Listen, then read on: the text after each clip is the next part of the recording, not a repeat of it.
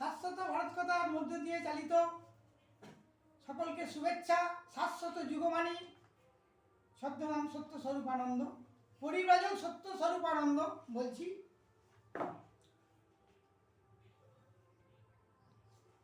বিষয় শাশ্বত যুগবাণী। নেতাজি সুভাষচন্দ্রের ব্যক্তিত্বের মূল কারণ ছিল ত্যাগের মূল মন্ত্র সাধু সঙ্গ এবং শ্রীরামকৃষ্ণ স্বামী বিবেকানন্দের আদর্শ।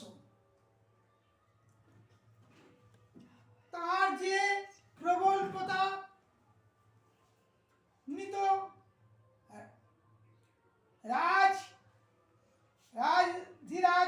রাজ চক্রবর্তী হতেও যে তার স্থান অতি উচ্চে, তা সহজেই অনুপ্রাণিত হতো।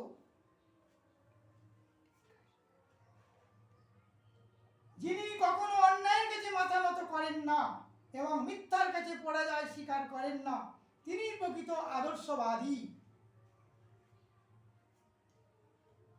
তাই বলি, এ ভারতের ছাত্র তরুণ সমাজ, তোমাদের আদর্শ কি?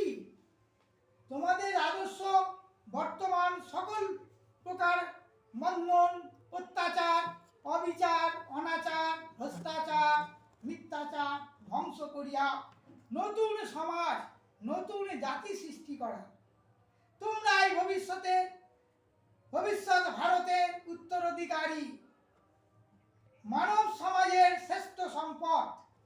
তাই তোমাদের লক্ষ্য প্রত্যাশা পূরণের উপর দেশের শান্তি, উন্নতি ও অগ্রগতি অনেকাংশই নির্ভরশীল।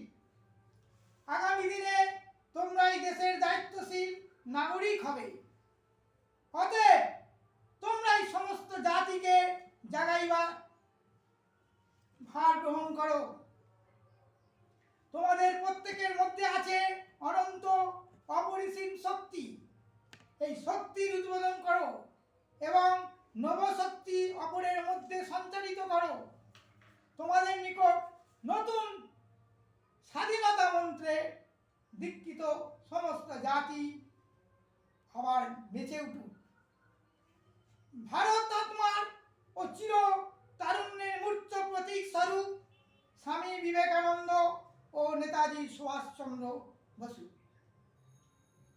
তোমাদের একমাত্র দিক দর্শন হোক। আজ ভারতের দিকে দিকে জেগে উঠেছে এক অশুভ শক্তি। হে আমার দেশবাসী, সাহসী যুব ভাই বোনেরা, দেশের অশুভ শক্তির সঙ্গে মোকাবিলা করার জন্য তোমাদের ডাক এসেছে আজ। তাই তো বলি, স্বামীজি ও নেতাজির আহ্বানে সাড়া দেবার তোমরা কি সাড়া দেবে না? নতুন ভারত গড়ে তোলার জন্য যে স্বপ্ন স্বামী বিবেকানন্দ, নেতাজি সুভাষচন্দ্র দেখেছিলেন, সেই স্বপ্নকে সার্থক করার জন্য